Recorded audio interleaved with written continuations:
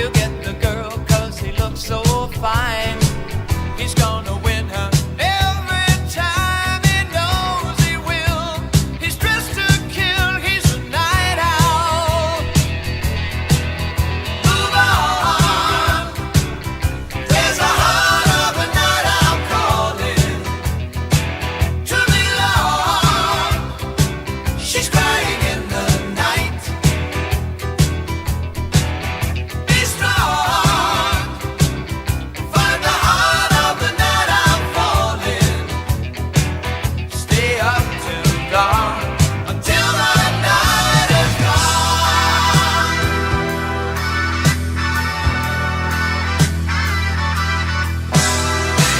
What will become of the restless kind? Where do they go? when What's it's up, done everybody? their Welcome to another time? DDLive, Women, their hearts number are 117. on the line for all to Jesus, it's hard to keep see. count. It's hard to keep count. Must be Are you guys the night gypsies owls? in We're not their today. soul.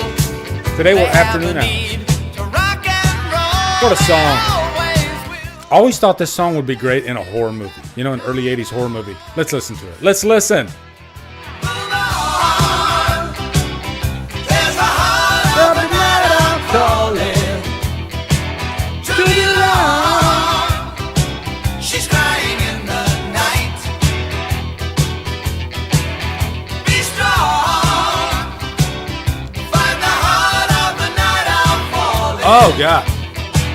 Stay up till dawn, till the night is gone. Man, I could listen to the whole thing. I love that freaking song so much. Man, how are you guys doing? How is everybody doing? Let me say my hellos. Rosalia, Scott Lauderdale, Polly, Vinny, Gene Wildcombe, Chris Snyder. What's up, Chris? Kyle, Rosemary, Ryan Underwood, James Leclerc, Adrian James, Airborne Rocker, Brooke, how you doing? Fractal, nice to see you. Christopher J. Elston, yeah. Jason Carpenter, yeah, nice to see you guys in here. Jay Dizla, Shelby, Nocturnus, that's a cool name. Eloy, Ola, Guitarist Dog. I'm bouncing all over the place. Bouncing. Garrett Peck, what's up? Charlotte Gore, how are you doing? Nice to see you in here. Brandon the Belden, the newest channel member of the main channel. I appreciate you guys so much. Thank you for the support. And it's been a good week. Holly, how are you doing? Chester, nice to see you. Yeah. Nicholas, Vincent, Dave Vanderhoff. What's up, Dave? How are you doing? Dave's always going to push me to talk some music. And it's not that hard. You know, I was thinking today while I was running, other bands that I don't mention as much as I should because I love the bands. Like, I was listening to like Breaking Benjamin today when I was running. You guys like Breaking Benjamin? That Phobia album is, I mean, I like all their albums, but I think Phobia is my best. I think that's just the most consistent. All the non-hit songs are still great. Like You, man, that song You is so freaking good. It's just got a nice slow build, and then it just kind of erupts. You know, it's like an emotional eruption. That's what I call You by Breaking Benjamin. Yeah. What's another band that I don't mention as much? I mention Silverchair all the time. I am a big Silverchair fan. There you go, Destiny. There you go. Yeah. I think that's the song everyone. Yeah, Destiny right on top of it. Damn, I love that. That is freaking awesome. You know what? I got it right here too. We'll listen to a little bit of it. Why not? Why not? I listened to it while I ran today. It was really nice. Let me just type it in here. Breaking Benjamin.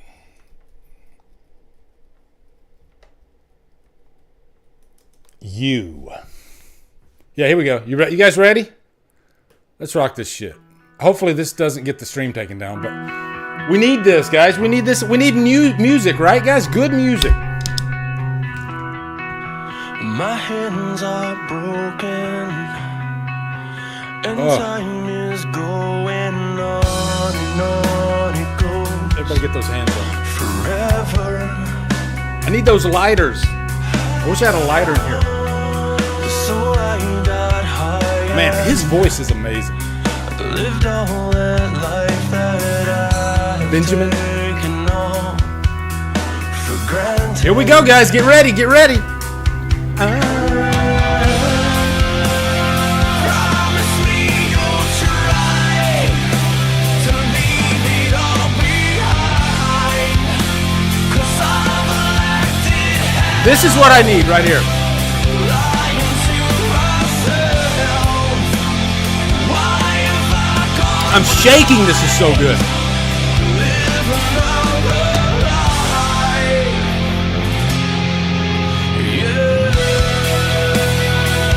You.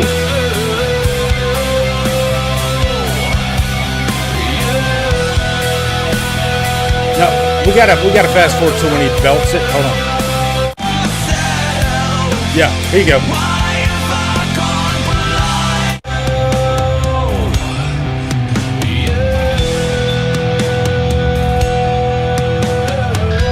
Get ready, here we go!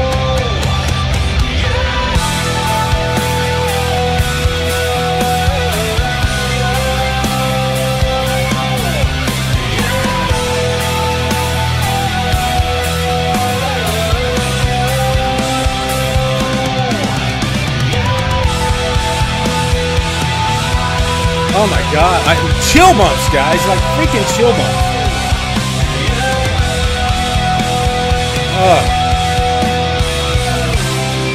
I swear I should just do like I've done a music stream before. I think I've done one or two of them. It's hard for me to make it through music streams. Music means so much to me that like I can't deal with the emotion that music brings out of me sometimes, you know? But yeah, Breaking Benjamin, that's definitely one band that I don't mention enough. You probably didn't know. Does Lee like Breaking Benjamin? Yes, I love Breaking Benjamin. I love Breaking Benjamin. I'll tell you what I don't like, and this is all personal preference, okay? In terms of rock, because I'm a rock guy. I'm definitely a rock guy. I guess they call it, it's like every few years they come up with a new name for certain subgenres. Butt rock. And guys, do you know what butt rock is? Have you ever heard of butt rock? And it's a term that the internet created a few years ago. Let me know if you know what butt rock is. What's everybody drinking? Pretty much, butt rock is radio rock. And there's nothing, like when Tool gets played on the radio, oh my God, I turn it up. I'm freaking, like my favorite bands, they do get played on the radio sometimes. Certain songs by Metallica get my blood flowing. There's nothing wrong with having radio hits. But it seems like these days, they play the same stuff over and over. And it's usually like Saliva, Limp Bizkit, Stone Sour, and it's those bands vary. I guarantee I can find at least one or two songs by those bands that I dig. And maybe it's just a problem with the radio wearing them out, but also they do seem to have the same formula behind them. Just like any other popular music. They call it like I guess cheeseburger rock. To quote Billy Corgan, he calls it porn music, like hit songs, pop music. It's porn, pretty much. It's just to get you there. That's all it does.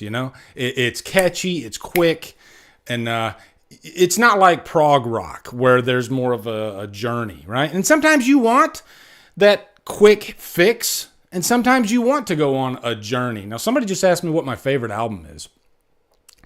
I can tell you right now, my all-time favorite album is Lateralis by Tool. That's an easy answer. For some people, it's a hard answer.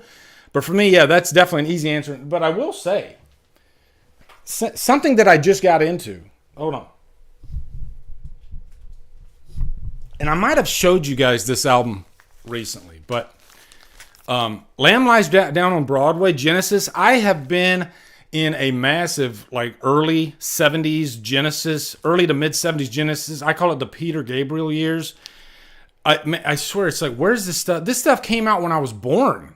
And it's like all I listen to now. It's like immersive and, proggy, but not show off proggy. Just very talented music, So, Lee, is your favorite band Kiss? Kiss is in my top. Is it top 3? Definitely top 5. Yeah, Kiss is definitely in my top 5. It's hard. Tool's my number 1. I always go like Joy Division, Kiss, Silverchair. I think those are the ones that I constantly go back and forth to. It used to be Dream Theater. I used to listen to a lot of Dream Theater. Mike Portnoy announcing that he's coming back to Dream Theater really got me, because after he left, I stopped listening to Dream Theater for the most part. But now that he's back and they're recording a new album right now, boy, am I curious. It could be a bad album, I think one problem that Dream Theater had, they're more of an organization, and one of the reasons Mike Portnoy left was because he was getting burnt out, because they were doing 1 year tour, next year album, next year tour, next year album, and just rinse and repeat. And he wanted to wait. Like, can we just maybe wait a few years, maybe 5 years to put out the next album, just to kind of pull back, because it was starting to sound like a machine, So yeah, I do like a lot of those 90s. I guess you could call them grunge type band. Grunge is a dirty word now. Hair metal's a dirty word now. It's weird how these words are accepted, these phrases are accepted, and then they're, somebody gets offended by them because they see the negative side of the word, and then it becomes. But to me, I don't think of it like that. I think of grunge and I think of hair metal lovingly. Alice in Chains is probably my favorite grunge band by far. Alice in Chains, I think they were more metal than any other grunge band out there. Them and Soundgarden, I definitely like those two. I like quite a bit. I like Nirvana. I've talked about Nirvana in the past, but I definitely prefer Alice in Chains and Soundgarden for sure. I did go through a big Candlebox phase. I was really into Candlebox's first album and their second one. But then, like a lot of bands, it's hard to maintain that quality. After 2 albums, a lot of bands, they start kind of descending. And the next album, you might have a couple of good songs, but then it's not. Ooh, Bush. Bush is a good answer. I love Bush. 16 Stone is probably one of my most played albums of the 90s. There is not a bad song on 16 Stone. That is a great album, for sure. Thank you for mentioning that one, Dave. Toadies, Possum Kingdom. Yes. Listen to... we've been talking about The Crow a lot lately. And the first 3 Crow movies, oh my God. The music is so good. Those are 3 of my favorite soundtracks. I'm not shitting you. The songs, because don't you hate soundtracks that they pull songs from other albums and they put it on the soundtrack so it doesn't sound like anything new? Oh, I've heard this song and I've heard this song. But the Crow soundtracks, most of the songs I think you will only find on those soundtracks, and you got songs by Deftones and Korn, and those are songs that aren't going to be on their albums. Like Deftones has a song called Teething, which is one of my favorite songs by them, and I don't think it's on any of their other albums. Korn has a song called Sean Olsen, which is phenomenal, and again, not on any of their other albums, I don't think. So, those first 3 albums are fantastic. What was I talking about, though? Damn it. See, I got lost. I got lost in the freaking bushes. I hate that. Oh, we were talking about Toadies. So, Crow City of Angels... Toadies have a song on there that's not on any of their other albums. And it's called Paper Dress. What a freaking song. Paper Dress is so good. That's a great song. Helmet. Yes, somebody mentioned Helmet in there. I love Helmet. Helmet's on the first Crow soundtrack, Milquetoast. Now, Milquetoast is on, I think, their second album. I was a big Helmet fan back in the day. They definitely have a harder edge to them, which is cool. God, man, I'm talking about music way too much. I can't help it. Freaking love music. Jesus. Jason, what's up, brother? How you doing? Born Slippy in the house. Brandon, he says, are you seeing Winnie the Pooh 2? I haven't seen the first one yet. It's not high on my radar. And there are a few movies this year that are definitely high on my radar. Like In a Violent Nature, really looking forward to that one. Cuckoo, looking forward to that one. Longlegs might be right now, besides Maxine, Longlegs might be my most anticipated movie of the year. I am so freaking curious about that movie. Yeah. But man, because I saw so many negative reviews about the first Born Slippy, sorry. The first Winnie the Pooh. I don't know, guys. Did you like Winnie the Pooh, the first one? I it's hard for me to take that seriously. You know, I want to like it, but yeah, it's hard. It's hard for me. I got some funnies tonight too. Chris Snyder sent me a few. Trina sent me one, and I pulled a couple for you guys too. Yeah, Destiny didn't watch it. Do you have a desire to watch it, Destiny? I can't. I'm like, it's there. I could watch it, but I don't want to. You know what? Oh, I posted some a Q&A post on my community page. I got I think a dozen questions that were asked on there, so I'll go through those tonight too. I think they're mostly horror questions, which will be fun. And if you guys want to piggyback on that when we're in that section of the stream, you're more than welcome to. I like doing Q&As from time to time, you know. Jason, you're always in my mind. I skipped the poo. Don't skip the poo. It's bad for your diet. You know? You got. I'm not even going to go there. I'm not going to go there at all. What do I want to do first? Oh, I had a question. Let me see if somebody... Oh, no. One of the questions... Somebody was asking about this movie, and I posted it on Killer Flicks because... Do you guys ever have a movie in your head and you can't remember the name of the movie and it drives you crazy? And sometimes people they'll send me messages. Hey, do you know what people think because I'm a horror tuber? I know every movie in existence, especially every horror movie, and it's just not the case, you know? But I like to help people out. And, okay. See, yeah. When I post it on Killer Flicks, though, I always get answers, and usually it's the right answer, which is cool. So let me read this for you real quick. This is a little tease for the questions for tonight. Says, I'm looking for a movie that was a trilogy. It's from the 60s, maybe early 70s. One has a woman getting married, and their car flipped off a bridge. So it's a trilogy. One of the movies has a woman getting married, car flipped off a bridge. Got it. Okay.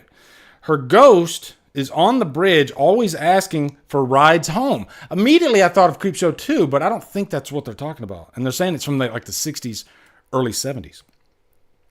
So then, a dog fell. Let's see, hold on. The other one I remember was a haunting sound coming from a hole in the ground at a farm. A dog fell in it, and the dad was lowered into the well. When he came out, he was insane. I'm looking for this movie for years. If you could tell me what it is, I would be grateful. And then the first... Oh, Max. So Corey Allen, if you're out there, you got it. Sounds like Encounter with the Unknown. So I think there's a movie or a trilogy, Encounter with the Unknown. And it looks like Dexter McLeod confirmed it. He said, yes, this is it. See, and that's so cool. When we can help each other out like that, that's awesome. That's awesome. Okay. Let me give you my agenda for tonight. My agenda, because there's no news, guys. I looked on Bloody Disgusting. We got all the news last week. We got the Alien trailer, right? We got the Halloween news. We got the Scream 7 dust up with Nev Campbell coming back. And there's guys, help me out. I mean, am I missing something here? Are there any big stories this week that you can think of that are worth discussion? Because I can't think of anything, but I can't stay away from you guys. So you know how it is, right? Erica, how are you doing? Erica, what happened to your profile? It just says E. I don't know. Or is that might be her alternate. Everybody has like a backup channel. Am I right on that, guys? I think I have three or four channels, and only two of them are like what I call active. You know, of course, Xtra, and then my main channel. Let's see. Do we want to do the questions first? We could do the questions first. What do you guys say? What do you want to do? The Q&A questions? There's only like a dozen of them, and then do funnies, or do you want to do funnies first and then the Q&A questions? I'll let you guys decide. I give you the power. I was going to change it, but I'll put the old one back. Oh, you're every now and then it's fun to do the change up, you know? I do that from time to time. Q&A, all right, cool. We'll do the Q&A. Let me pull it up here. So that way you guys can see the questions. And guys, after the Q&A, I want to do a little promotion for Halloween Aftermath, James Grimm. They have 20 days left on their Indiegogo, and they're doing a Halloween fan film called Halloween Aftermath. It takes place between kills and ends, because a lot of people don't like ends, right? And this doesn't take the place of ends, but it just fills that gap, and it just makes Michael, I guess, cooler. You know, I think that was the biggest complaint about ends is you didn't get enough of Michael Myers. So this kind of fills that gap, and we'll talk about that after we do the Q&A. All right. So let me pull up. Yeah, here we go. Let me get you guys over here.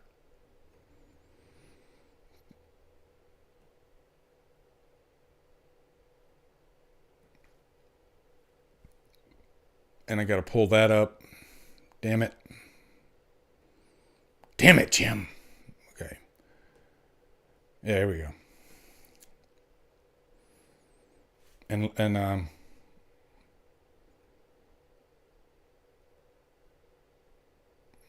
just so you guys can see that. Yeah. There we go. All right. So let's pull up these questions, which they're already pulled up, so I'm being redundant. And I'm going to pull over here so I can read them. Okay, Polly has the first question. If you could bring back or bring some new element into any movie genre, what would it be and why? Well, it's a hard question because the things I want, they are kind of doing, especially in horror. Like, I always appreciate practical effects, but I would say stuff kind of like what they did with Late Night with the Devil. Did you guys see Late Night with the Devil yet? I love, I guess, novelty type horror where they just kind of immerse you into an experience, take you back maybe to a specific decade, but make you feel like you're not watching a movie, but you're actually watching, a television program in this case, set in the 70s. And that just added to the fun of the movie, right? It was so cool. Even when the movie wasn't scary yet, I was just like, wow, this is a hoot, you know? And I'm aging myself by saying this is a hoot, but I thought it was a hoot. I really loved that. So, yeah, I think at the end of the day, it's called being creative. And just the more creative you can do while still making a really great movie, then the better. So, yeah, that's what I would say for that one, Polly. That's a good question. Thank you. Let's go to the next one. This is from Boo Boo Little Man. Is that right? Boo Boo Little Man? Okay. I can't, or is that Boo Boo Tittleman? Tittleman? I can't remember. Tittleman. I think it's Tittleman. Would you be open to the Halloween franchise going back to the anthology route of storytelling? If so, what would be a story you'd pitch for a movie? That's an easy answer for me, actually. And you guys can answer along if you want. But I love the story of Halloween 3. And if they could do an anthology, I would not be against continuing that story, because I think if the story's there and there's nothing left to tell, then leave it alone and let's make up another story. But there's so much about Halloween 3 that's a mystery that I would love to kind of delve into. And man, Halloween 3, the plot is so big and so broad that you could really go deep into that world. And, You could like do a whole TV series about Halloween 3 and the backstory of Colonel Cochran, you know, maybe do some flashbacks showing Colonel Cochran, or you could go forward to have like maybe the aftermath of that night. Have you guys always wondered what's the aftermath of that night? How many kids died? You know, how did we pick up the pieces? Of course, there's still key players in play that are they're not done. The work's not finished, and obviously that would probably be the idea going forward.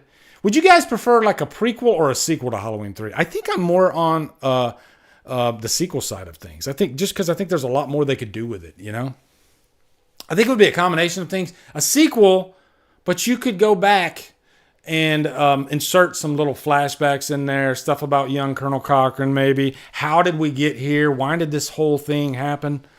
Yeah, I love that. So, yeah, I think that would be my answer for that one, Boo Boo Little Man. Or Tittle Man. I thought it said Boo Boo Titty Man. Okay. All right. Chris Snyder.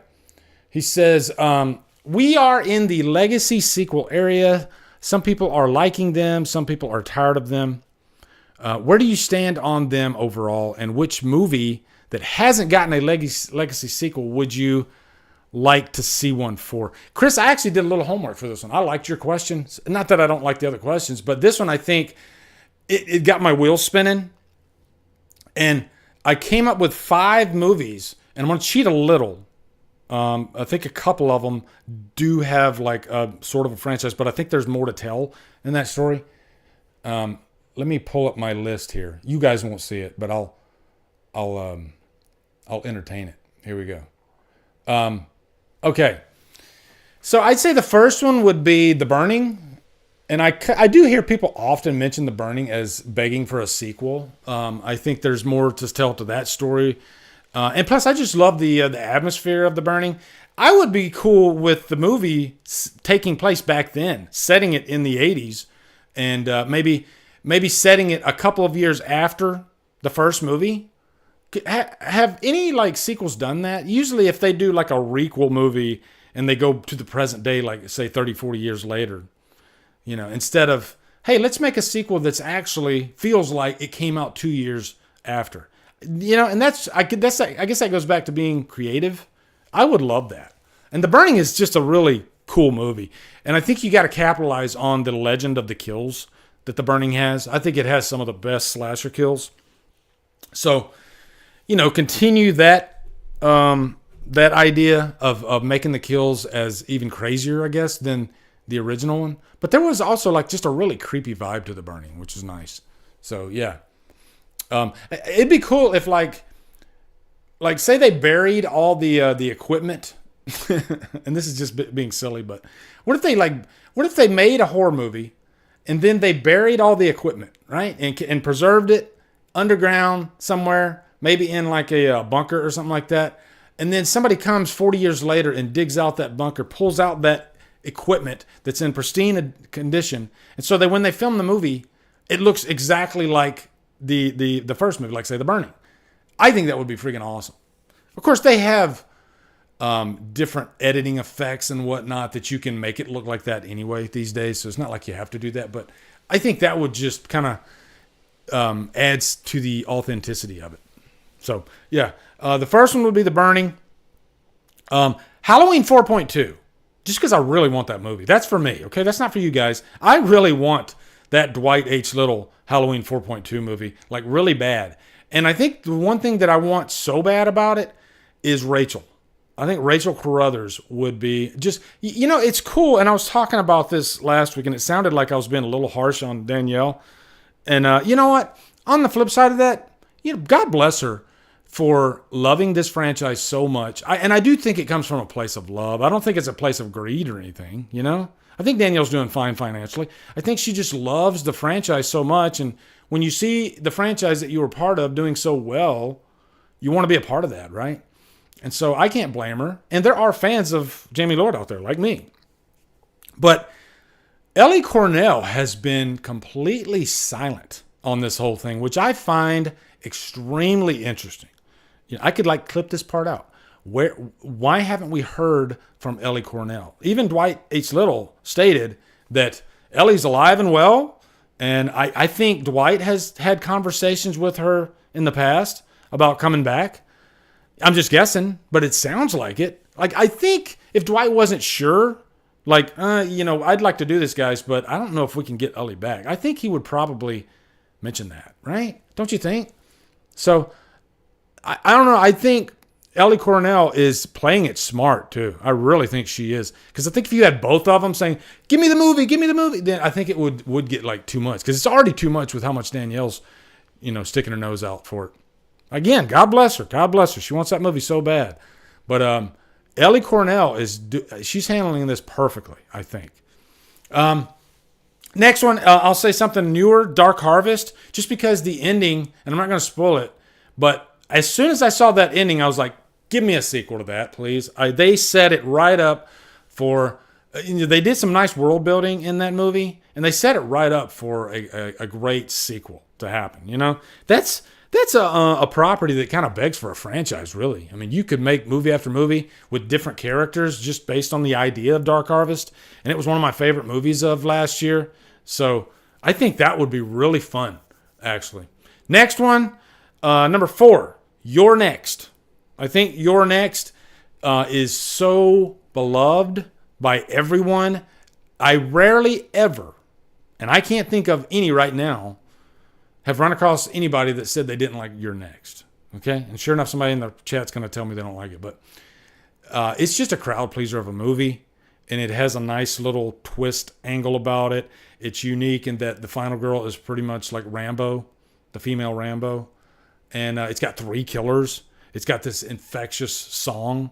So I think there's a lot to the recipe of You're Next that you could carry forward into a sequel and really kind of establish your own franchise. I'm surprised they haven't made You're Next 2 yet. I mean, I think it begs for, and I'm not going to spoil the end again, but I think that's a property like The Strangers that you could easily carry forward, right? Just because of the masks, you could have friends or siblings or whatever that are avenging the deaths of some of the killers.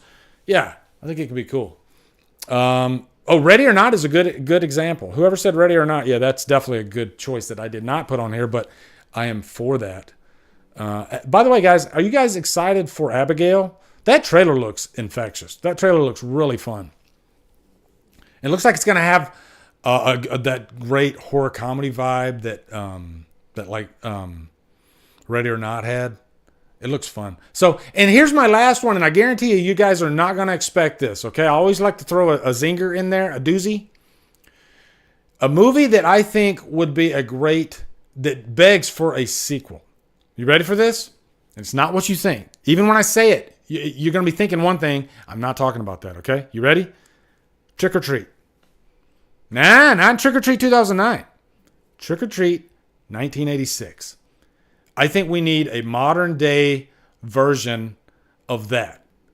Modern day meaning the music of today. You could do that, right? Because I think Trick or Treat 86 perfectly encapsulated the popular metal music of the 80s. So why not make a modern day version of that and have you could have you could have the lead singer of Ice Nine Kills. He could be the modern day Sammy Kerr. How cool would that be? And I think he would do that in a heartbeat too. He comes out of the speakers, and in the modern day, what would it be like? People still buy big speakers, right? It'd come out of the sound bar. I don't know. But yeah, people buy record players today. So he could still come out of the record player. Yeah. So I would actually want a Trick or Treat 1986 over Trick or Treat 2009 sequel. And that's definitely, yeah, he'd come out of the Alexa. Destiny, thank you very much. Oh my God, they could really have fun with that. They could have fun with that. Hey, Alexa. Oh, is my Alexa? I have an Alexa in here, by the way. I think it's turned. I have it unplugged, though. So, yeah. Oh, great question, Chris. I dug that. Okay, next one. This one's from Chris Jelston. says, do you think Freddy vs. Jason vs. Ash animated film would work? Base it off the unused script graphic novel adaptation. Have Bruce Campbell and Robert Englund voice actors. Now, I'm not an animated guy. I've watched some animation type movies, and I think that idea, I would actually prefer live action if you could get that, And I know they were talking about, there's like freaking 18,000 sequel scripts, I think, to Freddy vs. Jason. So many different ways they could go, and one of them was Freddy vs. Jason vs. Ash. I think that could be cool. Yeah, I would definitely be down for that. And that's my answer. I would prefer live action if you could do that, Because I think Bruce Campbell would do it. The paychecks would have to be right, but yeah. Next one, Michael 9416 or Michaela, or is it Michaela? Maybe Michaela. Non-horror question. Have you ever seen The Sopranos? And if yes, I like a good non-horror question, by the way, guys. What did you think of it? Also, I would love it if you reviewed other gangster genre-related content. You're the best. I love that question. And I happen to be a massive gangster movie fan. I love gangster movies. Casino, Goodfellas are like two of my favorites. Departed is kind of a gangster type movie. Love that one. Scorsese, he can do no wrong. I like Donnie Brasco. Sopranos, I have tried, and for some reason, I just can't connect. And it's probably my fault. But I've only watched, I think, not even all of season 1, right? And I think that's what it is. I need to strap myself down and watch all of it. And I'm sure, like people that say they've only watched the first season of Breaking Bad and they can't get through it. I have a feeling if I watched the entire thing, then I would love Sopranos. But right now, for some reason, I've tried and I just cannot get into it. I don't hate it, but it's just not really doing anything for me. So maybe one day I'll jump back on when I just have nothing else to watch. I'll try it out, though. But as far as gangster movies, yes, I love gangster movies. Goodfellas is probably in my top 10 favorite movies of all time. That's great filmmaking right there. And, one that I can't recommend enough. Oh, Scarface. Holy shit. How could I not mention Scarface? That's definitely one of my favorites. But Carlito's Way. People don't talk about Carlito's Way enough. That's another De Palma film. Get on that, guys. I'm telling you, if you've never seen Carlito's Way, that is easily the most underrated gangster movie ever. Okay, I'm Benny Blanco from the Bronx. Yeah, John Leguizamo. Freaking Sean Penn is such a scumbag in that. Al Pacino. Okay, I'm reloaded. Oh my God, I love it. It's one of the most quotable gangster movies too. I just love Al Pacino's performance. And I'm trying to remember the girl's name. Gail, her character's name is Gail. And I think that's what makes Carlito's Way a little different. It's a little bit more special than other gangster movies because it does have a romantic side to it. The whole idea of the movie is for him and her to escape this world because he just got out of jail and he did I think 20, 30 years, something like that. But he's a legend. And the moral of the story is you can try to get out of that world, that crime world, but it's going to pull you back in. You can't get away from it. And that's what he wants to get out of there, stay on the straight and narrow, opens up, he becomes a partner in this club, and all he wants to raise, I think, is $130,000, and then he can just get the hell out of there. And it just comes right down to the wire. What a movie. Heat, yeah, Heat's great too. Is Heat really a gangster movie though? Maybe. Penelope Ann Miller, thank you, Jesse. Yeah, she was great in that. If you want to get in, you got to get in. So yeah. Next one, Evil Alex 87. What do you think of the Alien franchise? You like the Romulus trailer going more horror, basic Xeno film, or rather more about the engineers and the David story of this. My thing with the Alien, and it is my second favorite franchise, I'll take whatever. As long as it's good, I will take whatever. If you want to dive deep into the lore and do the whole space jockey thing, which before Prometheus came out, I always wanted a space jockey movie. How in the hell did that space jockey get there? And I loved Prometheus. I loved Covenant. So I was happy. And if they ended up doing another movie after Covenant, I'd be fine with that. Having said that, I am over the moon about Romulus. I love that they're going back and going more basic and horror, and they're not getting, at least I think, they're not getting too crazy with the plot. Because it's fun to have a more involved alien movie, but it's also fun to have just a straight up isolation horror movie, right? And I think Alien does that the best. And when I heard that this takes place between the first two Alien movies, I was over the moon. Over the moon. So that movie quickly jumped to easily top 3 most anticipated of the year. By the way, guys, whoever says this year is, I'm calling it right now, this is going to be a really great year in horror. We had a really rough start, but are we surprised? Because it was January. They're not going to give us Alien Romulus in January. You know?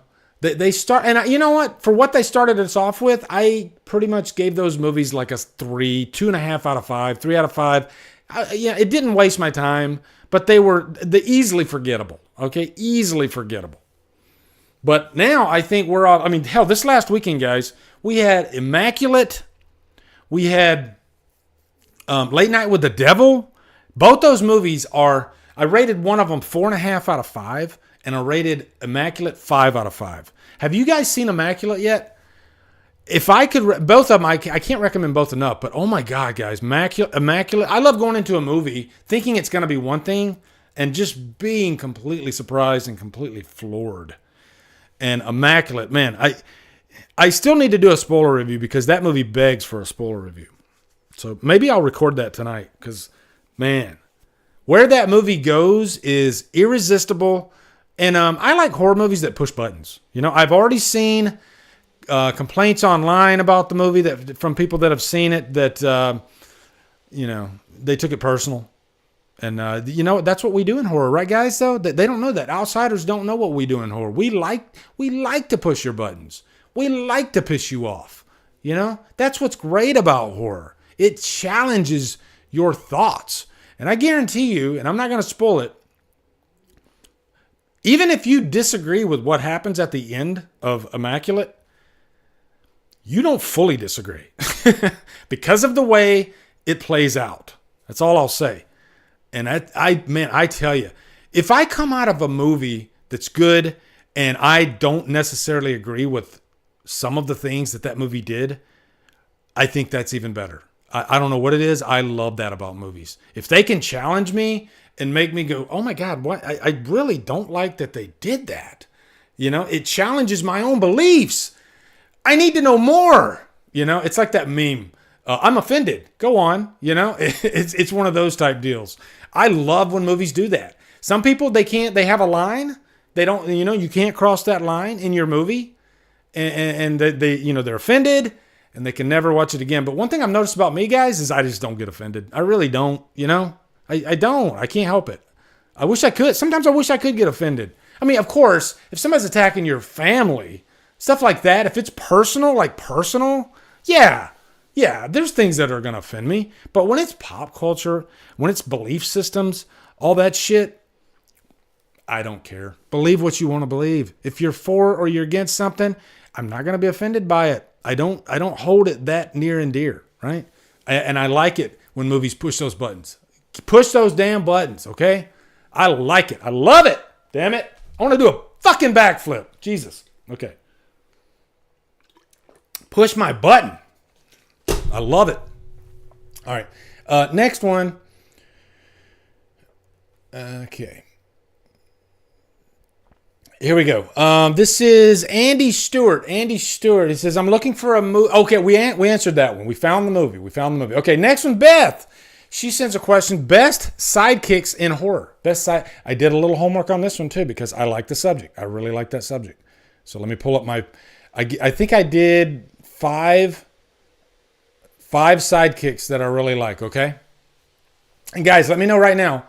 And I'm sure I'm missing some. So let me know in the chat. Sidekicks in horror. Who are some of your favorites, all right? I'm going to give you mine right now. First one, Rachel. I think Rachel is easily one of my favorite characters of the Halloween franchise. I don't think she gets talked about enough. I prefer her over Laurie Strode, damn it. That's how much I love Rachel Carruthers. All right, she's awesome. I've explained so many times how awesome Rachel is. All right, so yes, she's definitely one of them. This is no ranking. This is just a list. Next one, I'd say the Frog Brothers from Lost Boys. Frog Brothers are irresistible. They're really fun. I love Corey Feldman and how he did a Rambo impersonation for that movie without even hiding it. He said he saw Rambo and he's like, I'm going to just do Rambo. So if you don't know that, next time you watch Lost Boys, just close your eye. He's doing Rambo. That's what he's doing. Okay. Next one is going to be Quint and Hooper from Jaws, two of the greatest side characters ever created. They added so much to that movie, especially, I don't even want to say especially, because both of them I think are equally important, and both of them have like really great lines. They shock and swallow you whole. For that you get the head, the tail, the whole damn thing. Yeah, I mean, you can't beat that. And then you got Hooper. I can see that you're going to continue to ignore this problem until it swims up and bites you in the ass. That's great stuff, right? You can't beat those guys. Peter Vincent, Fright Night. Yes. That's a great one. Love it. Rod from Get Out is a good answer. Definitely. I knew you guys would come through. Reggie the Reckless from Friday Part 5. Oh my God, that's a great one. So my next pick would be, of course, Stu. I consider Stu a sidekick, right? It was Stu and Billy. I think Stu's the sidekick. And Stu's a great freaking character. I mean, I think that's the reason why people want Stu back so bad, because he's such a fun guy. Even if this is for the people that don't want Stu to come back. I guarantee you, this is what you're going to do. You're sitting in your seat. As soon as Stu walks in the frame of the movie, you don't like him back, right? Okay, here's what you're going to do. I promise you, I will bet green fucking money. As soon as Stu walks in the frame, you're going to do this. Here we go. You hate him. You don't want him in the movie. You're going to do this. Oh my God, I cannot fucking wait. This is awesome. You're going to do that. I swear to God. You don't even think you're going to do it right now. But when it happens, you're going to do it. I swear to God, you're going to tell me I'm wrong, guys. When Stu walks in the frame and it's a big surprise, you're going to shit your pants in the theater, and then you're going to be like, oh my God, I didn't know I wanted this, but I really want it. I kind of want it really bad right now. Yeah. I guarantee you are, okay? I guarantee you are. Now, what he does after that, that's still up to the movie and all that, but the initial reaction when he walks into the frame, yeah, you're going to go fucking crazy. Unless the movie's just completely horrible up to that point, yeah. So, yeah. Brandon says he's not seeing Scream 7. It's a choice. I'm here to support Nev, okay? I will definitely support Nev in anything she does, all right? So, but that's my choice. That's my personal choice. All right, next one, let's see, sidekicks. Shaun of the Dead, Ed. I mean, Ed's just as important as Shaun, right? Yeah, you got to have Ed. He's awesome. He's so awesome that Shaun kept him in zombie form at the end of the movie. So, and then the last one is, I'd say, Juno from The Descent, all right? Juno from The Descent. Like her or not, she was a really great character. Really great side character. So, yeah. Let me turn on my fan. It's getting hot. All right. So, Beth, thank you for that question. It was a really good question. All right. Next one. Oh, I almost hit the wrong one.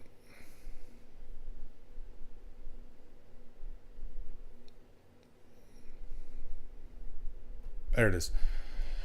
Okay, Gene Wildecombe says, what movie that are so bad you will never watch again? My God, every year this list grows. I mean, even movies that I somewhat liked, I'll never watch it again. You know, because of my time. I don't have the time.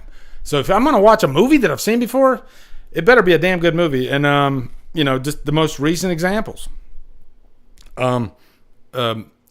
What was it? Imaginary, which I liked Imaginary more than most people.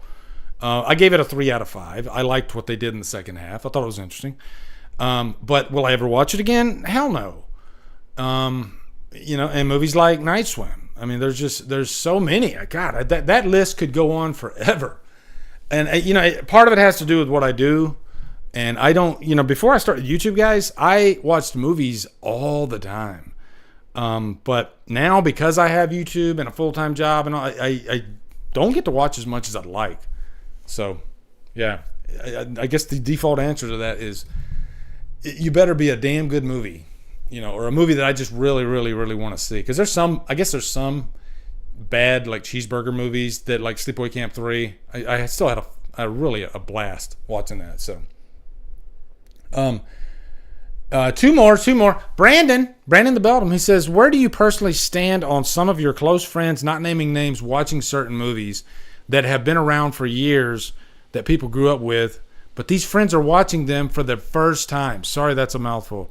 So yeah, I think what Brandon's saying is, you know, we all guys, like, we can all kind of join in on this one in the chat. What's a movie that everybody praises and everybody loves, and it's probably a classic that you haven't watched yet? I'm guilty of it. I didn't see Night of the Living Dead until, you know, maybe 4 or 5 years ago. But, you know, there's nothing wrong with that. I mean, we all have that movie that we still haven't seen yet. There you go, Big Papa Musk, The Crow. I've seen a few people said they haven't seen The Crow yet. The Godfather. Yeah, never seen The Exorcist. So there you go. Yeah, I mean, Jurassic Park. And these are movies that most people have seen. Kill Bill. You guys are kind of answering the question for me. I'm trying to think, what's a movie I haven't seen that I should have seen by now? I know I at least once a week come across, oh my God, Reservoir Dogs. Oh, gee, what a movie. What a freaking movie. Destiny has never seen Star Wars. Destiny, I literally am going through the Star Wars movies again, and I'm up to Rogue One. And I'm going in chronological order. I did episode 1, 2, and 3. And now I'm in the middle of Rogue One. And Rogue One might be my second favorite Star Wars movie now. It's so freaking good. And the prequels, they didn't age well. I'll say that right now. And that's why I'm doing this. I'm going to go through all the movies, the core 9 and Rogue One. And then I'm going to do like a video kind of giving my thoughts, I guess, my reactions to the whole thing. Because I knew that I would have a different opinion after going through and watching all the, and I've never watched them all in order like this. So this is kind of cool. The prequels have not, so far I can tell you this, the prequels have not aged well. People that bitch about the sequel trilogy, stop it. Okay. I'm not saying they're good. Okay. What I'm saying, don't put words in my mouth. What I'm saying is, don't be bitching about the prequel trilogy and propping up Phantom Menace. All right. Because that last 10 minutes of Phantom Menace is the only good thing about that movie. It is a slog and a snooze fest. And the acting in that movie is just so cardboard. At least you get a variety of acting in the sequel. And I haven't gotten to the sequel trilogy yet. I'm actually really curious what my reaction is going to be after going through all this. Okay. Now, Chris, Revenge of the Sith is still phenomenal. Okay, I do love Revenge of the Sith. All right, I do need to make that claim. Attack of the Clones, I think I like it, but man, the CGI is really, really bad. Like really bad. And you get some of that in Revenge of the Sith, but the story makes up for it with Revenge of the Sith. I almost wish Revenge of the Sith would have been made today with the technology that they used in the sequel trilogy. I think can you imagine what Revenge of the Sith could have been? You know? If George didn't put everything against the green screen. Yeah. So, and then the last question, this is from Misanthropy's Theater. If you could insert a character from one horror franchise into another, such as Nancy from A Nightmare on Elm Street being put into Halloween, who would it be and how long would they live? Man, this is a weird, and I've heard this question before. It's hard for me to answer, and really the true answer is I don't want that. Like I like if somebody said, "Hey, right now you can have a character jump over to another movie," I'd be like, "Why?" You know, that wasn't written. Those particular stories were written for those characters, so it would kind of make no sense to just randomly take a character from one movie. And you know what? If you're doing it with just generic slasher movies, does it really matter? Like, you could take any Friday the 13th movie, take one character out of, say, 5, and put that character in 2, and nobody would bat an eye. You know? They're all pretty much the same character archetypes, right? So, I wish I could give you a better answer, but I've just got to be honest. I wouldn't really be that excited to even do that. So, yeah. All right. So, now let's... Let me go over here. Let's do the Halloween Aftermath, and let me close that real quick. Yeah.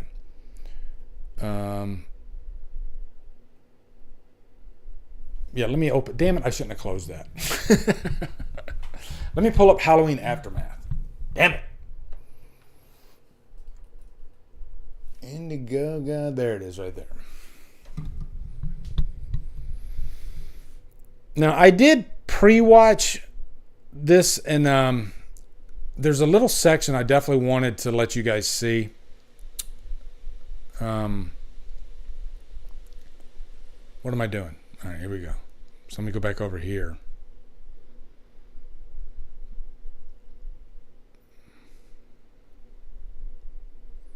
Now, Halloween Aftermath is, again, a fan film that takes place after Halloween Kills. We all know that at the end of Halloween Kills, Myers was in really, really, really bad shape. And so let's see what the aftermath of that is, which I think is a cool idea. There we go. All right. Now this has, I think, 20 days left. So if you go on Indiegogo, you can type in Halloween Aftermath and it'll pop up. But I do have an audio cameo in it too. Okay. Which was kind of fun. But let me play this one section that I really dug. And, you know, I can play a little bit of this too. This is James Grimm talking about the goal of the this intentions film is to feel of this like movie. It's part of the trilogy that David Gordon Green resurrected in 2018. With Halloween Aftermath, we want this to be essentially what Rogue One is to Star Wars. Hey, It's Rogue One. exciting that we're shooting with anamorphic lenses. I think the characteristics of the lenses really help us to bring the story alive. James came to me about a few months back when he was starting the project for Halloween Aftermath. He asked me if I wanted to be involved in the project. I told him yes, I would love to, and he gave me the spot to be here on Halloween Aftermath. It takes place in between Halloween Kills and Ends. Like, there's a 4-year gap. Like, what's going on through this 4 years? There has to be something going on in between those 4 years. So that's what we're doing. That's what we're gonna show everybody, what is going on between those 4 years, between Kills and Ends. So he sets that up perfectly. Now, let me take you to a quick little scene. You can go to the Indiegogo and watch this whole thing. It's 16 minutes long, and I think the last half of it is just a clip of the movie, what they've filmed so far. All right, and I watched it through, and there's one section I thought this would really send it home for you guys. It'll give you a look at the vibe of it. The cinematography looks amazing, and I think this really sends it home and why you should support this. So here we go.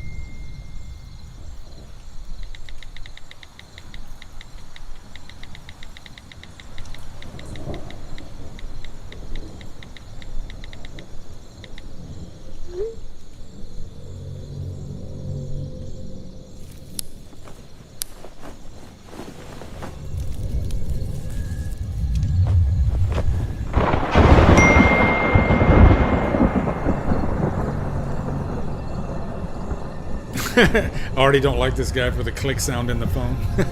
I look at my phone every time I hear it.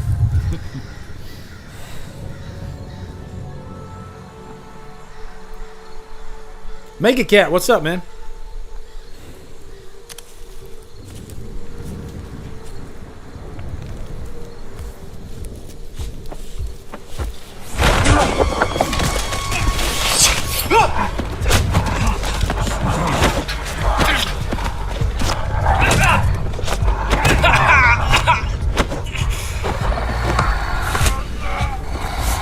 It looks amazing.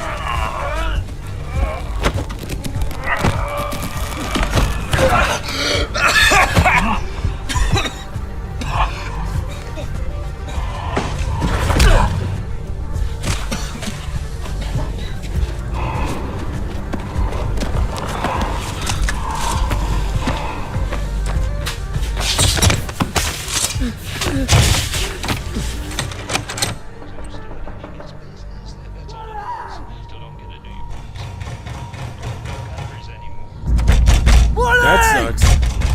Morty out!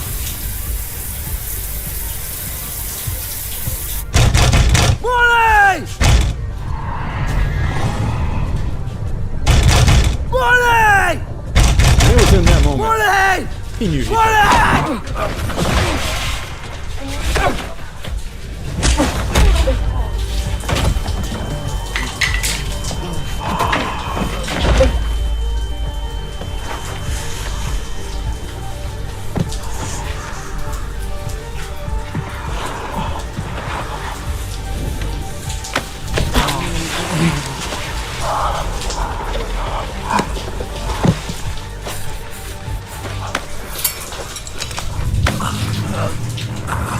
I like this part.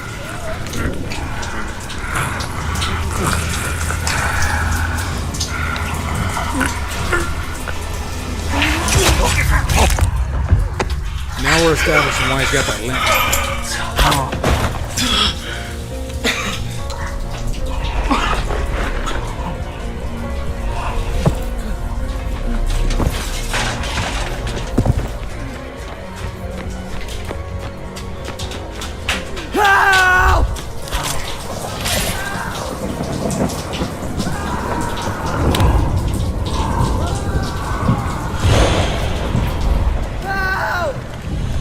Look at that. That cinematography looks really great. That reminds me of Rob Zombie's Halloween 2, right, guys?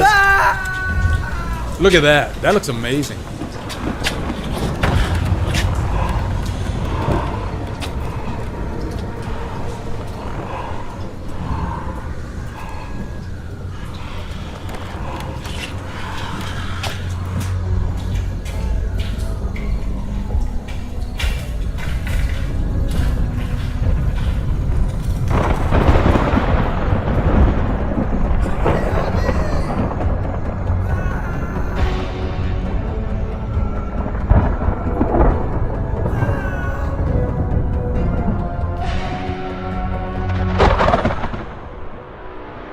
That was nice. That was really nice. And you know what? I'm proud of James. He's come a long way. He really has. And, you know, he continues to get in there and, you know, he's fearless. He'll if he's passionate about a property and he wants to make it, he goes and makes it. He finds a team to do it. And I've been following his fan film journey for quite a few years now, and I can tell you, looking at the quality of this compared to the first ones that he did, it's a quantum leap. Just in terms of like the production, you know, because your budget and your production can sometimes spell out how good your movie can look, right? How good your movie can ultimately be. But when you have all those things in place, you know, so now all you got to do is just tell your story. You got all the resources you need. It can end up looking like that, right? And I know that behind the scenes too, they're freaking storyboard and everything, and they're setting, you know, it's just a very professional looking project. And I like that they're trying to connect those dots between kills and ends. Why does Michael have a limp? You know, Michael's not what he was. So they're, and by the way, James Grimm says he's a big fan of ends. So it's not like he's erasing ends. No, this is just the middle, and maybe this will help people to appreciate ends more. I will say one thing: if you read the graphic novel, it will really make you appreciate ends more. That graphic novel is excellent, and it might be, as far as like the difference between the movie and the book. This might be the most what's the word I'm looking for? Exhaustive, attempt at telling the story. Leaving out. They left out so much from the book that's in the movie. So I think this just makes you appreciate the movie that much more, and it makes you wish. It's like, damn, I wish I could have seen that. It makes you wish for like a director's cut of Halloween Ends. I think if there was a really good director's cut, more people would come around to ends that haven't, because I do like the story. So yeah, I guess we can do funnies now. We're rolling here, guys. We're rolling. We're gonna do a random top 10 tonight too, where you guys get to pick the movies. So right now, don't put them in the chat, but think about them. Try to dig deep. Think about maybe a movie, and if I've seen it, I'll put it on the list. Okay. Try to think about a movie that maybe you don't like, right? And maybe think outside the box. You don't always have to put Halloween and Friday and Nightmare on there. You can. The rule is I'll accept like one of them. So I'd like it to be 10 different movies, right? So, but don't put them yet. We'll get there. We'll get there real quick too, because I don't have that many funnies. I got a few tonight, so let's do the funnies real quick. All right, and Chris sent me this one, and Chris, I got something to add to this funny that you sent. He's big and he plays football and he'll kick the shit out of you. Yeah. The Taylor Swift, how long are they going to last, guys? There's no way they're getting married. There's no way. But, and I've been waiting to talk about this ever since the Taylor Swift hoopla, and I thought for sure, somebody would mention a movie that is pretty much the exact. Can you guys tell me? There is a movie that is the story of Taylor Swift. It's a movie that came out in the 80s. And it's pretty much the same scenario. Pop star with an athlete. And the hurdles that you might face being in that situation. All right? And I got the movie right here. And where'd I put it? Hold on. Yeah. So I got to get rid of that one first. Yeah. So here's the movie, okay? The Slugger's Wife. Rebecca De Mornay came out in the, I think, 86, 87 time frame. They used to come on HBO all the time, and I used to watch it all the time. And Rebecca De Mornay, she falls in love with this big hotshot baseball player, and he's up there like Travis Kelce, right? Like everybody knows him. He's a big star, and she happens to be a major pop star in the movie, and it gets in the way of their relationship. And I couldn't help but think of this movie with the story with Taylor Swift and Travis Kelce. It's the exact same thing. So it's a good movie too. It's a really good movie. I've seen it a few times. I haven't seen this movie in probably 30 years. I might have to watch it again. See if I still like it as much. But I really liked it back in the day. Have any of you guys seen this? The Slugger's Wife. I recommend it. It's really good. Great production. Rebecca De Mornay is a great actress. And her career was going pretty well at this time, right? She had already done Risky Business. This was before Hand That Rocks the Cradle. A couple years before. But, yeah, she's very, very attractive in this too. So, yeah, so Rosemary, there you go. I highly recommend, I don't even know if it's available on streaming. I hope it is. That's the problem. There's a lot of movies now that I'm noticing, that older movies like this that might not be, like Ferris Bueller's Day Off, popular, and they're just wiped from existence. And it's a shame. I'm seeing that all the time now. It's almost like weekly, another movie pops up, and I'm like, ooh, let me go see if this is available. Nope, it's not. It's gone. Can't find it anywhere. So but I'm not saying this one isn't available. I haven't researched it yet. It might be on there. The Slugger's Wife. Okay? That's one that I recommend it. It's a good movie. And again, I recommend 3 O'Clock High. I try to mention 3 O'Clock High every stream, because there's so many people that haven't seen it. It's the best movie you've never seen. 3 O'Clock High. Okay? '85, something like that. I actually have the record too. Beth actually sent it to me, and I was like, damn, I didn't even know they had a soundtrack to it, and it's so great. It's Tangerine Dream did the soundtrack to 3 O'Clock High. Yeah, amazing movie. I just searched it on Roku. It's on Apple TV and Amazon. Thank you, Rosemary. Chris says, I need to do a stream on erotic and obsession thrillers. Remember, we did a DDLive on that, I think, last year sometime. Those are fun, erotic thrillers. Back in the 90s, that was like the heyday of erotic. After Basic Instinct came out, really, it goes further back to Fatal Attraction. Fatal Attraction really kicked that whole subgenre off. But there was a little gap there, and then when Basic Instinct came out, it really just... I think there was a lot of other movies in the 80s, too, that just maybe they just weren't a hit. But the 80s were just full of, explicit type movies, with a lot of nudity, like 9.5 Weeks, stuff like that. So, yeah. So, Slugger's Wife. I finally was able to tell you guys about The Slugger's Wife. Watch it. I want to hear what you guys think, okay? Here you go. This one's called Screwdriver. Where I come from, this is also known as a flathead screwdriver. It's true. It's true. When and anytime you need a flathead screwdriver, you can't find one. They don't exist. It's like the fairy dust happens and it erases all screwdrivers from existence. If you need a flathead, you'll find 8,000 Phillips head screwdrivers. Okay. And vice versa. If you need a Phillips head, you'll find 8,000 flatheads, okay? You'll never find what you want, though. Hopefully you can find a butter knife. Okay. This is called McDonald's at Home. This is kind of reverse. That we have that at home. Mom, I want McDonald's. Mom, we have McDonald's at home. The McDonald's at Home. And boy, is that the truth, okay? Because that is exactly how a McDonald's cheeseburger looks when you open it up. It doesn't look like the freaking commercials at all.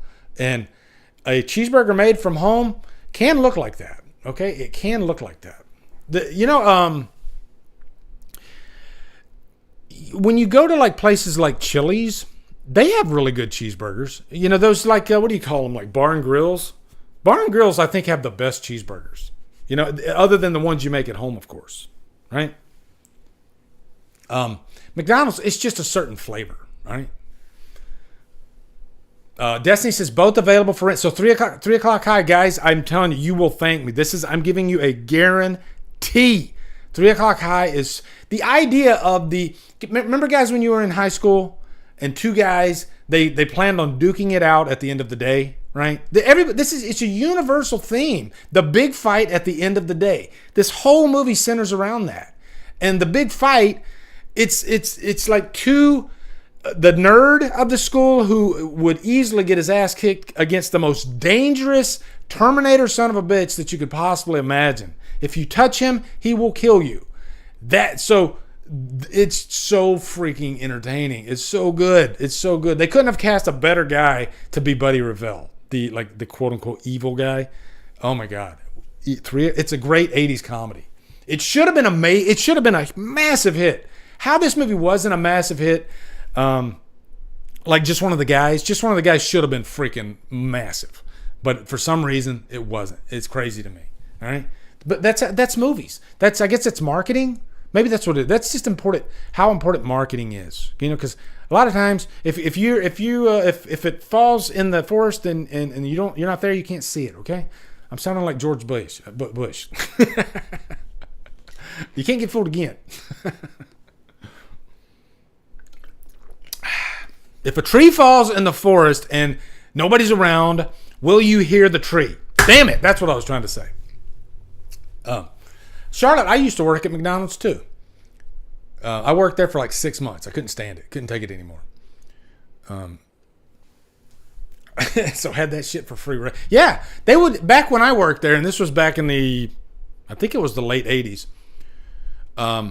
They gave us a $2.50 coupon every day that we worked, and they give you how much. Take the lowest priced value meal, and they'll give you 50 cents less. Pretty much that's it. So you can't get the value meal. You can only get the freaking the burger and either the fry or either the drink. You can't have all three though. All right, is that what they did with you, Charlotte? That's what they did with me. Trina, how are you doing? Frina, we didn't get to your funny yet. You arrived precisely when you needed to. Okay. This one's called I Quit. I Quit. Pina colada, extra creamy. I don't fucking know. That's just what he said he wants. I guess add whip before you blend. I don't fucking know. I hate it here. Now, is that somebody that's just having a bad day at work? Or is that somebody that really, really hates their fucking job? And it could be both. It could be both. Who knows? Okay. I try to go into my job with, I try to be a positive person, you know, and you don't always succeed, but especially if you're having a really, really bad day at work, like you ever have here's what I hate. Here's what I hate. When those end of day emergencies, you know, you go to work and there isn't a single pressing issue the entire day. And then 5 minutes and 30 seconds before you are about to leave for the day, somebody drops an emergency right on your lap. I hate that. I can't stand that. And I have this saying too, your fuck up is not my emergency. I you know, when it's my time to go, it's my time to go. I'm sorry. All right. I got shit to do. All right. Next one. This one's called Horror Family. Hey, is that PewDiePie? PewDiePie? 4 people died in this house and 7 killed themselves. Horror movie family. Yes. Which begs the question. Now, we all want to spend the night in a horror massacre house. We all want to do that, right? But would we buy a house? Like here you go. If the Amityville house went up for sale, I need a yes or a no or a fuck no. Would you buy that house? If it was a decent price, would you buy the Amityville house? Okay? I need a yes or a no or a fuck no. All right? Or maybe a fuck yes. Or a no, I'm good. Big nope. Welfare burgers are the bestest. We? Hell no. Yes. Flip it. You could try to flip it, but then you got to advertise it's the Amityville house. So it's a gamble. Amityville is actually a beautiful location. Fuck yeah. There you go. Okay. If it wasn't haunted as shit, yeah. You know, you don't hear any stories of the Amityville house like these days, like being, you know, spooky, or nobody's like coming forward stating that they're hearing knocks on the walls, you know. So maybe it's okay. Maybe the ghosts are just, they left. Maybe they vacated the Amityville house and they went somewhere else.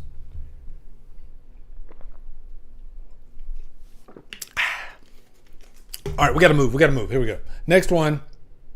This one's called Halloween 3, Dream Warriors. Yeah. Guys, this is my favorite movie. Like, what's your favorite movie? This is my favorite. I love when the killer kills somebody. It's amazing. Man, is that the crossover that we need? You know, that we didn't know we needed? I think it is. I would watch. What if they could somehow combine Halloween 3 with Dream Warriors? Because both those movies definitely deal with a heavy amount of the supernatural. And then you put in like Friday the 13th Part 3. Yeah. I don't know. I'd watch it though. We'd all watch it, right? It could be horrible and we'd still watch it. All right. This is the Get trilogy. Have you guys seen the Get trilogy? It's a very confusing trilogy. Despite receiving praise from both critics and viewers alike, the Get trilogy is still considered the most, by most, as the most confusing trilogy in cinematic history. And I agree. Get Smart, Get Hard, and Get Out. There's a joke in there somewhere.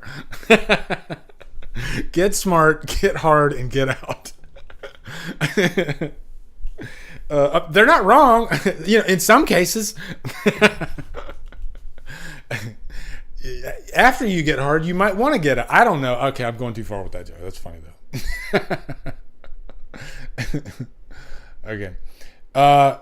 this next one is Beetlejuice. There you go. Are they finally gonna put both Beetlejuices together? I tell you, I would love it if Beetlejuice from the Howard Stern Show made a guest appearance on the Beetlejuice movie. Yeah, I would love it. Okay, here we go. So now we're gonna do the top 10. Let's see, did I put it here? Yeah. Random ranking time, guys. Random ranking. You know the rules.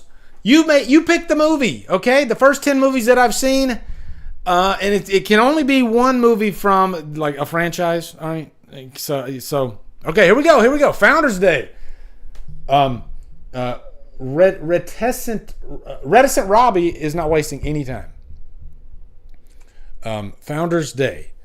So let me see if I can pitch hit and go over here real quick and update this. Here we go. All right. Founders Day. I like it. You know what?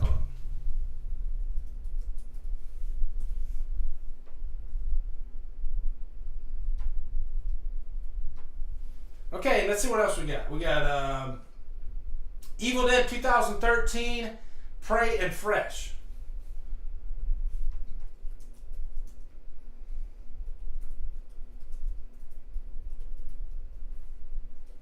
Okay. Fire in the Sky. That's a good one. I can't do Needful Things because I don't remember it. I seen it ages ago. Watcher. I don't remember that one. Is that the one with Keanu Reeves? So I'm going to go Fire in the Sky and American Psycho.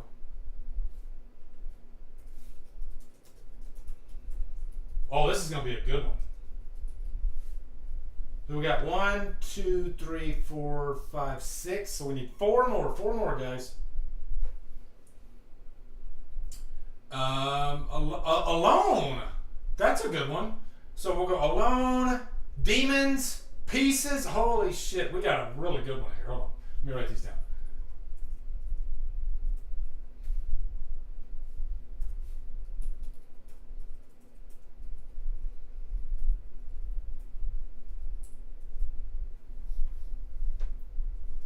All right, we got one more here. I haven't seen Killer Clowns. Oh man, Friday Part 2. Shit, that's a good one. Behind the Mask. I'm gonna do 12. Okay, I'm gonna do Behind the Mask, Friday Part 2, and The Hills Run Red. Okay.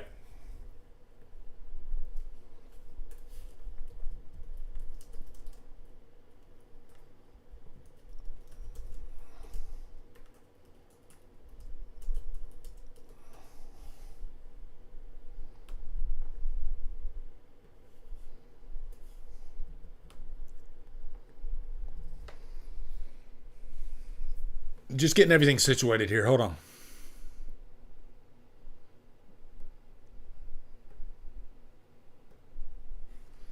Got that. Random ranking. Let's see if that shows up on the OBS. Boom. There we go. We got them. So we got 1, 2, 3, 4, 5, 6, 7, 8, 9, 10, 11, 12. Boy, this is going to be you guys made a great ranking list right there. That's a damn good list. And it's going to be really hard to rank them. Jesus. And I'll put a little check after each one. Okay? So thank you for your submissions. It's been a while since we did one of these. It's a good mix of new and old. I like that. A lot of movies that don't have franchises, which is really cool. Guys, give yourself a round of applause. That's a really good list. I could not do better. And some of those are phenomenal movies. Phenomenal, but deep cuts. I'm going to do a backflip. Jesus, this is awesome. All right, I'm looking at the list right now. Let me think. Hold on. Worst movie. Guys, you tell me. Worst movie of the list. Now, this is only going to go by entertainment value, okay? I'm just going to do this based off entertainment, not like production of the movie, although that can factor in. So,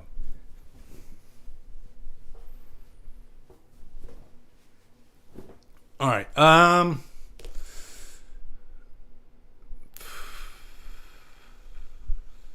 Okay, yeah. So, I'm going to put Founders Day for the number 12. And I liked Founders Day, so that should tell you how good this is of a list this is. But, I mean, against those movies, yeah, forget it. Down. Okay. So now let me do my little pen thing here. And, okay.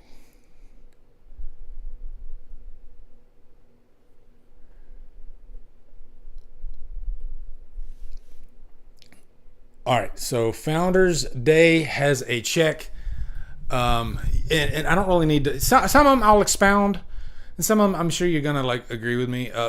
Founders Day, it's a fun little political slasher, and which you know what the big thing credit I have to give Founders Day, two things.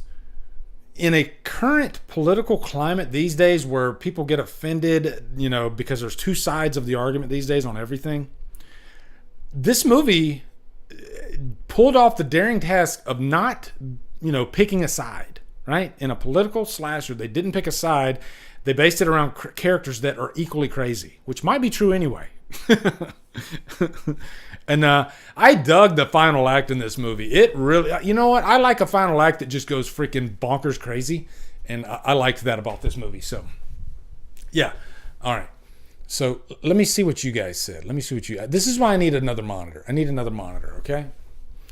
Charlotte's seen 9 out of 12 of them.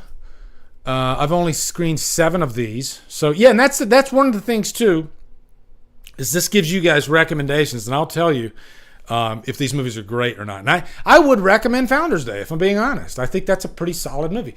All right, so now it's the Evil Dead 2013 Prey Fresh Fire in the Sky. I think I know which way I'm going to go on this one.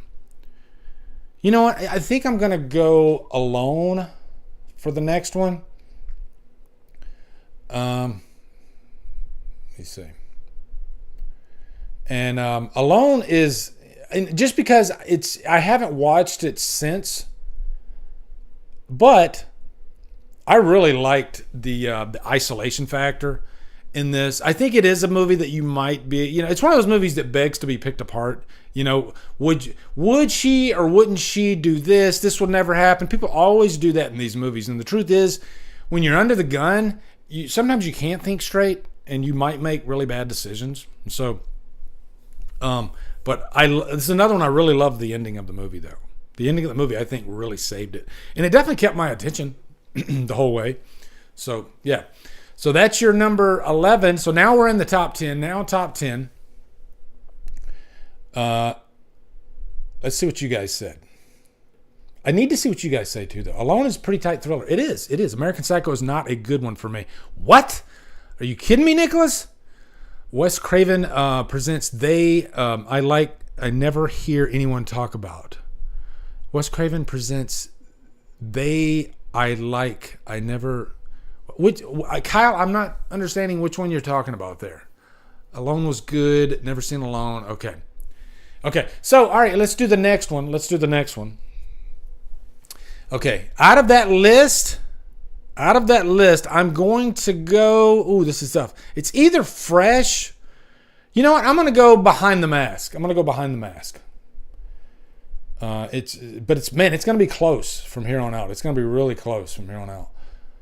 Behind the Mask.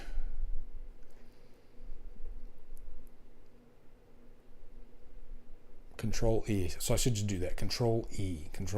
Okay.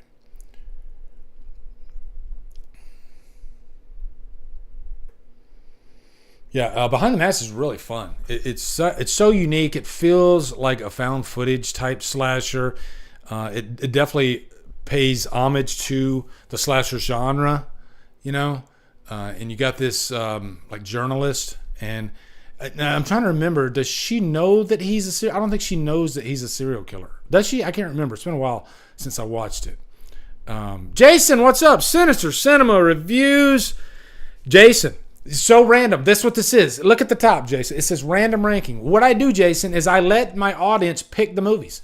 I tell them, okay, The floodgates are open. List your in this, like, Jason, isn't this the greatest list of movies to rank? Not saying that the greatest movies, but it's just a fun list because there's a good mix, you know. So yeah, all right. So Behind the Mask, that's my number 10. Number 10. Okay. Number 9. What do you guys think? Number 9. I've already said it, so I think I'm gonna go. Man, Fresh was really good though. Let me go through this real quick. Evil Dead, hell no. Prey, Fresh, Fire in the Sky. You know what? I think I'm gonna go Fire in the Sky actually. And I really like Fire in the Sky, but not against this list. Not against this list.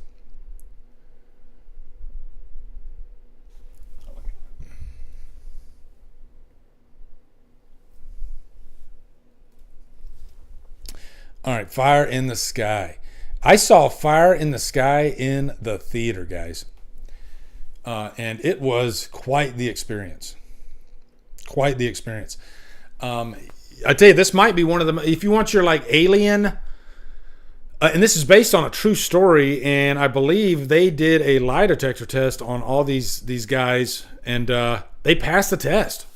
You know, it's a logging crew from the 70s, and they went out to do a job, and you got some colorful characters in there, some interesting characters, and they finish the job, and then they're coming home, and then they see an alien spaceship.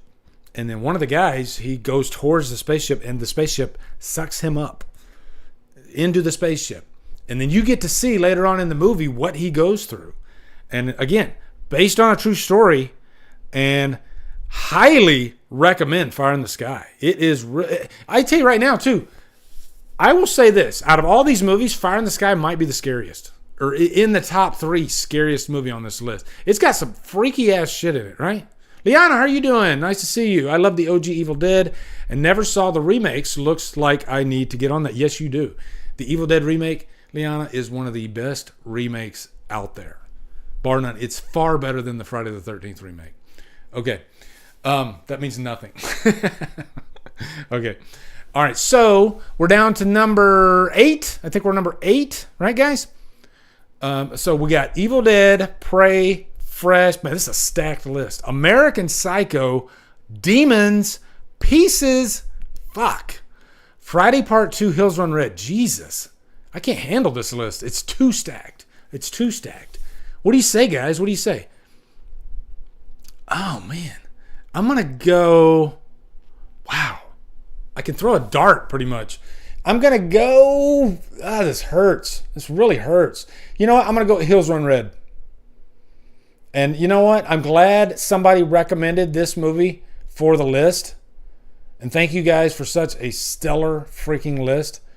But Hills Run Red, I'm sure a lot of you haven't seen it. Robert Meyer Burnett produced this movie. And man, it's a cracking little backwoods slasher type movie. It doesn't hold back at all. And it's about this guy or this group of people. They want to make this horror film, or maybe this lost horror film, and they end up becoming part of the film, even though they don't want to. So it's kind of like a snuff film, like it turns into a snuff film. But you know, in the vein of like Texas Chainsaw Massacre, Just Before Dawn, movies like that. This is a great, fun backwoods slasher for sure. Hills Run Red. It was quite surprising. Founders Day as the last pick was the easiest pick you've ever made. Woof. I stated my case, damn it. All right. So what do we got now? 1, 2, 3, 4, 5. 12 minus 5 equals 7, I think. So we got 7 left. Number 7. So we got Friday Part 2, Pieces, Demons, Fresh, Prey, or Evil Dead. Ooh. I'll go Fresh. I'll go Fresh. But man, guys, do not sleep on Fresh. You want your good, really fucked up cannibal, but not, you know, it's a different type of cannibal movie. This is a businessman, and he captures his product because he sells human meat So he needs to capture the product alive, and he needs to, he can't just kill them. He can't torture them. He's got to keep them. And, if it's like cattle, if they're in a very stressed state, then the meat's not going to be as good. So he's got to calm them down. Sebastian Stan is in this. He's really great. And this is the movie that I thought, I guarantee you, and I hope not, that this is actually happening in real life. Because there is a market for everything out there. And there's some really sick people out there. And I just guarantee you somebody's doing this. And I hope I'm not right. And I hope they're not getting away with it. But I feel like I would even say, I bet this idea of this movie came from some truth. I bet it did. Because, again, because of fetishes and how crazy people are, there's a market for this, and so he sells the meat. But man, one of those movies that it's a captive survival type movie, and we always love those movies. They got to get out of this situation, and you're rooting for them to get out. And the lead actress was great in this too. She reminds me of Rebecca Hall a little bit. Really good though, really good. Yeah, you know what, Chris? It was one of my favorites of that year too. Really good movie. So, okay, so now we're down to number 6. Number 6, we got Evil Dead, Prey, Demons, Pieces, and Friday Part 2. Oh, and American Psycho. Whew. That's tough. It's really, really tough. I'm going to go... I'm going to go Prey. And I love, Prey is the number 3 best Predator movie. It's that freaking good. And you know what? I'll be controversial. I was so glad that Prey was good. Like most people seem to like the movie.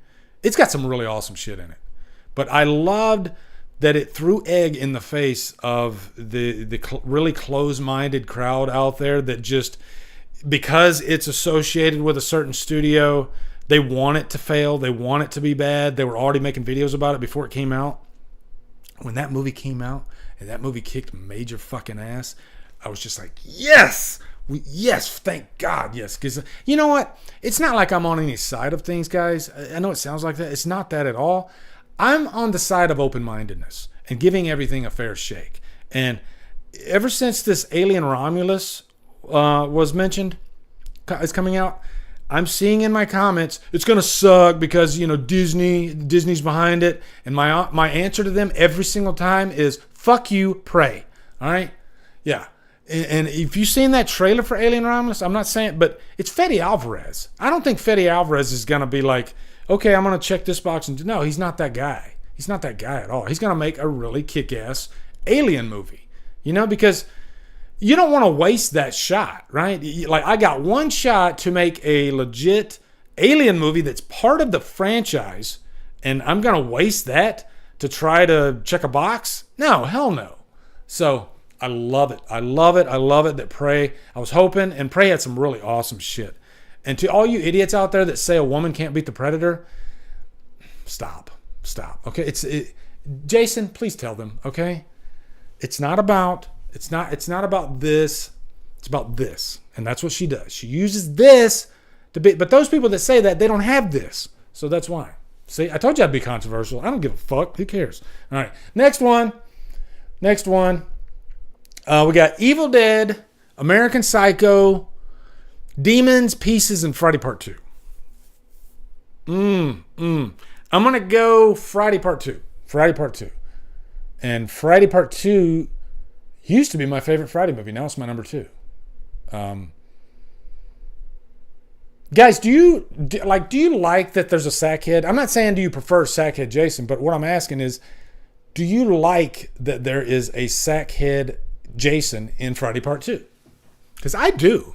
I really do love that we have that variety in the franchise, I'm glad that they waited to introduce, and I think Jason was saying this, that it would be cool to have a slasher franchise where every movie the killer had a different mask. It could be the same guy, but he just puts on a different mask, I think that's a cool idea, and they almost attempted that because, hell, The first 3 Friday movies are all different killers, pretty much. Different masks. You know, because in the Friday Part 1, you got Pamela. Friday Part 2, you got the sackhead Jason. And then Friday Part 3, you got the tried and true hockey mask. I love that about Friday. So, and, Friday Part 2's got arguably one of the greatest final girls ever, Jenny. I met her. She was an absolute sweetheart. And I asked her, I was like, Amy Steele, why do you think people love Jenny so much? What is it about her that separates her from every other final girl that people love her so much? And I'm paraphrasing, but she basically stated that she was always ahead of what was going on. As soon as something happened, she was always thinking ahead and trying to figure out the situation and how to get around it. She was less of a reactionary, even though sometimes she had to react, but she was more about thinking on her feet, always thinking on her feet. She wasn't the strongest person in the world, but you couldn't help but get behind her. Like Jamie Webster said right there, she was smart. She was very smart, very intuitive. She didn't let her emotions get in the way of survival. And that's what makes Jenny such a great final girl. And I could not agree with Amy Steele more. She understood that character. So, and I think she really sent it home. She did. Okay, so now we got Evil Dead, American Psycho, Demons, and Pieces. The big four. The big four. For me, this is easy. I'm going to go... It's between Demons and Evil Dead. I'll go Demons. Man, I love Demons. And I'm glad somebody picked an Italian horror movie on here. And I think most of the Italian horror movies I've seen are at least like a 4 out of 5 for me. I'm sure there's some... I'm sure there's a couple of exceptions in there. But man, I just love that flavor. There and the Demons is... I think I really love the 80s Italian horror movies. Because Demons has such an infectious soundtrack. So fun. The whole thing takes place in a movie theater. That's what's good about Demons too, is like both movies, one's in a movie theater, the second one's in a high rise. I love that. And the Demons has some really scary shit. And I would say of this list, Demons is probably top 3 scariest. Top 3 scariest. Because it's really got some freaky shit in it. You know, it's one of the few really, really scary movies that has kind of a fun vibe to it. Right? Because of the music, because of the location, the characters. And by the way, there's a character in this movie that looks exactly like Jensen Ackles. Like exactly like Jensen Ackles. Which is funny. So, okay, here we go, guys. What do you guys, right now, sanity check, what do you guys think is going to be number 1 out of these 3? We got Pieces, American Psycho, and Evil Dead. And again, thank you for this list, guys. I love this list. This was so fun. Charlotte, you got to get into Italian horror. Oh my God, I love. I've probably reviewed like maybe 20 of them right now, and it's like every time I review one, there's always something that surprises me in every one. I love them to death. It's an addiction. You will get addicted to Italian horror once you start going down that rabbit hole, for sure. Evil Dead. Man, we got some Evil Dead fans. I think Pieces will be your number 1. Laugh out loud. Oh my God. I'm not saying anything yet. All right. So we got Evil Dead, American Psycho. Damn, this is a tough 3 movies to do. Jesus. Wow. I am literally stumped. It's that solid. Like all 3 of these movies, I'll tell you right now, could be number 1 for me. I'm gonna go Evil Dead. I know you hate me, but I'm gonna. And guys, I love the Evil Dead remake. I love that it feels like it could be a sequel. And you know what? What's her name? It's driving me crazy. The main character in Evil Dead. I loved that character so freaking much. Jane Levy, yeah. Jane Levy was amazing, and to have to carry the reins when you don't have Ash in the movie is no easy feat. And boy, does she do it. She is amazing in this. Amazing. And you know what? I really love the story of the drug addict. You know, and because nobody believes her. And you buy that they wouldn't believe her, right? So, the idea is you got to keep her in that cabin, because if she doesn't stay in that cabin, then we don't have a movie. And they keep her, even if she did try to escape, the Deadites try to keep her there anyway. They freaking suck her down into the water, in the tree scene. Boy, Fede Alvarez did not hold back with this one. Did not hold back at all. All right, guys, here we go. Holy shit. America, you couldn't have two more different movies in the top two. American Psycho and Pieces. Wow. And I don't have an answer. I don't have a definite answer. It's really tough. I almost have to flip a coin. Yeah, I'll go American Psycho. Number 2. Fuck it. Why not? It's my list. Now, they're remaking American Psycho. We did a news story on this a while back. I am really curious about that remake, but I'm scared too. And I think it just depends on who's all behind it and the writing and everything. Guys, did they announce who's directing the American Psycho remake? I don't remember if they did or not. But it's just such a unique, quirky movie that's just as funny, even more funny than it is a horror movie. But man, it's a great slasher movie too. But he doesn't hold back at all. And then it's got that ambiguous ending, kind of like The Thing. And Christian Bale, you couldn't have anybody else in that role. I don't think Leonardo DiCaprio, I think he would have done a good job. But I think Christian Bale really had that cadence for that character, He just had a certain rhythm to his performance. And I think it worked so well. Let's see Brandon's card. So yeah, number 1, Pieces. Bet you didn't expect that, guys. I always say Pieces is the Italian horror movie that's not really Italian horror. It was Spanish, I think. Pieces is one of the most unique horror movies still to this day that I've ever seen. And you can file Pieces into the class of movies that you can't remake. You can't remake Pieces. If you tried to remake Pieces, it wouldn't really be Pieces, because Pieces is more about the ingredients of the movie than the actual plot of the movie. It's a standard slasher movie, but it is so damn fun. And it's a movie you can definitely laugh at, but it's one of my all-time favorite endings. Like, this ending, to me, is up there with, like, Sleepaway Camp. It's that great of an ending, and it's a 1-2 punch. That's a list I could do down the line, is 1-2 punch endings, where you get the twist, but then they give you something else. I'm sure there's a list of those, but Pieces is just so freaking weird of a movie. It's got the best kills. It's got tons of nudity and excess in it. And no apologies, Jamie. No apologies whatsoever. It's also the rewatchability value of Pieces. Man, I got the Blu-ray right here too. Where's it? Here it is. Man, you need that, guys. You need that. Let me pull my list up here. Hold on. Yeah. Man, that, I tell you, if I could save 5 of my Blu-rays or 4Ks, whatever, I might grab Pieces. I might have to keep this, I guarantee you this movie is going to skyrocket in value once it goes out of print, because it's such a great addition, and it comes with like the score, the soundtrack. But one of my all-time favorite movie posters for Pieces. Like, Chainsaw Killer, and if it was a legit Italian horror movie, it might be the best Italian horror movie ever made. It's so good. So, and I guarantee you there's a couple of you there that have never seen it. Oh yeah, the bastard scene. Thank you, Cheryl. I forgot about the bastard scene. Yeah.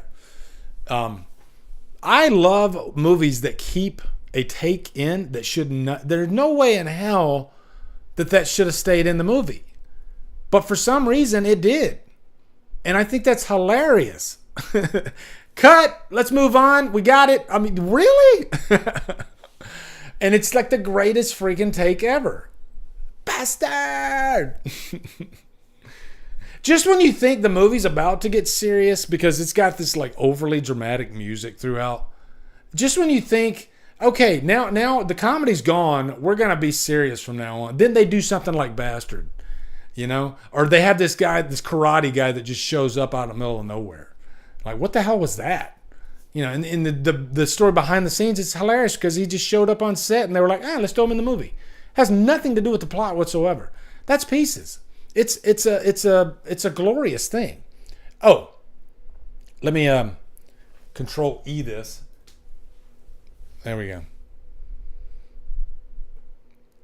Yeah, there we go. Yeah, we checked it. Was this fun, guys? Was this not fun? Do we need to do more of these? Because we will. I think we need to do more of these. I love the random rankings. I think it might be my new favorite type of ranking to do. I love random rankings because you guys get to pick. Because I would have never, ever picked those movies to rank. Ever. But here we are. Thanks to you, beautiful, fine people. All right? And we ended it exactly at 6 o'clock, which is amazing. Amazing. We demand more random rankings. Yes, more randoms. You know what? We might do it next time. We might do it again. Because it's always going to be a different list too, which is fun. More fun. So, yeah.